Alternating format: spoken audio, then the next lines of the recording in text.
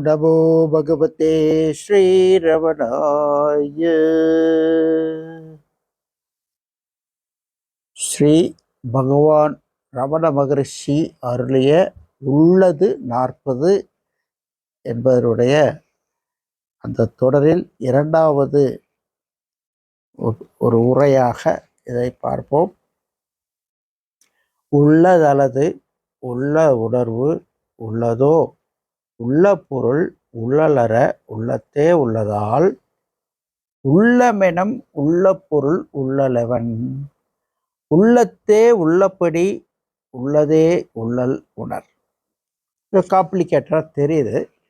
ஒவ்வொரு வார்த்தையாக பார்க்கும் பொழுது இது எவ்வளவு அர்த்தமானது சுலபமானது என்று நாம் அறியலாம். ஒரு ஞானி இருந்தார் ஐரோப்பாவில். டெக்காத்தே என்ற ஒரு ஞானி இருந்தார்.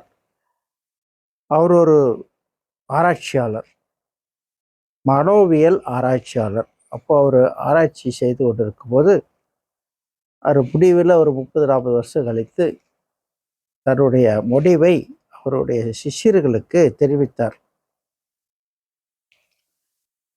இப்போ உலகத்தில் எல்லாத்தையும் மறுக்கப்படுகிறது, ஒதுக்கப்படுகிறது, விளக்கப்படுகிறது. இப்போ எதிரில் இருக்கக்கூடிய உங்களை நான் விளக்கலாம், நீங்கள் இல்லாத போது நீங்கள் இங்கே இல்லை. ஒவ்வொரு பொருளும் தோன்றுகிறது, மறைகிறது. எதெல்லாம் தோன்றுகிறதோ அதெல்லாம் மறைகிறது. இப்படியே பார்த்து கொண்டே போகும்போது எது நிலையானது என்று நான் விசாரித்து கொண்டே போகும்போது உள்ளே போக போக போக என்னை நான் விளக்க முடியவில்லை. நான் இருக்கிறேன் என்ற ஒரு சமாச்சாரத்தை நான் என்றும் விளக்க முடியவில்லை. அப்போ நான் இருக்கிறேன் என்பது சத்தியம், நான் இருக்கிறேன் என்பது உண்மை. அதை நான் என்ன செய்ய முடியவில்லை, விளக்க முடியவில்லை. அதற்கு எதிராக நான் எதுவும் பேச இயலாது. அது ஒரு சத்திய வஸ்து. அந்த உள்ளே இருக்கக்கூடிய அந்த நான் ஒரு சத்திய வஸ்து என்பதை நான் புரிந்து கொண்டேன் என்று கூறியிருக்கிறார். ரொம்ப ஃபேமஸான ஒரு ஃபிலாசபர், பிரெஞ்சுக்காரர். அது ரொம்ப ஃபேமஸ் ஆச்சு. அந்த அவருடைய காலத்தில் ஒரு 100 வருஷத்துக்கு முன்னாடி ஐரோப்பா முழுவதும் இது இவருடைய கண்டுபிடிப்பாக கூறப்பட்டது, பரபரப்பாக பரவியது. இதை பல 1000 ஆண்டுகளுக்கு முன்பாக கூறியுள்ளோம். அதுதான் இது. முதல் 2 வரிசைகளை பார்த்தோம். அடுத்தது பார்ப்போம். உள்ள மேடம் உள்ள பொருள் உள்ளலவன் உள்ளம் எடம் உள்ள பொருள். அப்போ அந்த நான் அப்படிங்கிறது எங்க இருக்கு அப்படின்னு ஒரு கேள்விக்கு பதில் உள்ளம். உள்ளம்னா அதுதான் இந்த நான் இருக்கக்கூடிய ஹிருதயம். சமஸ்கிருதத்தில் ஹிருதயம்னு சொல்கிறோம், சூட்சும ஹிருதயம். அதே தமிழில் அழகாக உள்ளம், உள்ளே இருக்கக்கூடியது உள்ளம். இது ஒரு அர்த்தம். உள்ளல் அப்படின்னா சிந்தித்தல்னு ஒரு அர்த்தம் இருக்கு. உள்ளல் என்றால் தியானம் செய்வது என்ற அர்த்தம் இருக்கிறது. உள்ள என்றால் இருக்கிறபடி என்ற ஒரு அர்த்தம் இருக்கிறது. அதனால இதுல இந்த இடத்துல உள்ளமெனம் உள்ள பொருள். அப்ப எது நமக்குள்ளே இருக்கக்கூடிய பொருள், அதுக்கு பெயர் என்ன வைக்கலாம் என்றால் உள்ளம் என்று வைத்துக் கொள்வோம். இதனுடைய அர்த்தம். உள்ளலவன். அதை எப்படி அறிவது? எவன்னா எப்படி? உள்ளல் தியானிப்பது. உள்ளலவன் தியானிப்பது எப்படி? உள்ளமெனம் உள்ள பொருளை, நமக்குள்ளே இருக்கக்கூடிய அந்த பொருளை எப்படி தியானிப்பது? இதான் கேள்வி. இதுதான் அல்டிமேட் கொஸ்டின். சாதாரண கேள்வி அல்ல, எல்லா விடைக்கும் தேவையான ஒரு கேள்வி. இந்த கேள்வியை தான் பகவான் ரமண மகரிஷி வாழ்நாள் முழுவதும் இரவும் பகலும் கேட்க சொல்லி அதுக்கு பதில் கொடுத்து கொண்டே இருந்தார். அந்த பதிலை இப்போ பார்ப்போம். அப்போ அந்த உள்ளுக்குள்ளே இருக்கக்கூடிய அந்த உள்ளம் எனும் உள்ள பொருளை, இருக்கின்ற பொருளை எப்படி தியானம் செய்வது? உள்ளல் எவன்? தியானம் செய்வது எவன்னா எப்படி? உள்ளத்தே உள்ளபடி, இந்த உள்ளத்தில், அந்த இருதயத்தில் எப்படி இருக்கிறதோ அப்படியே உள்ளதே உள்ளல். என்ன இருக்கிறதோ அதையே தியானம் செய்து உணர்ந்து கொள். என்ன அர்த்தம்? உள்ளத்தே உள்ளபடி, அந்த உள்ளத்தில் எப்படி இருக்குன்னா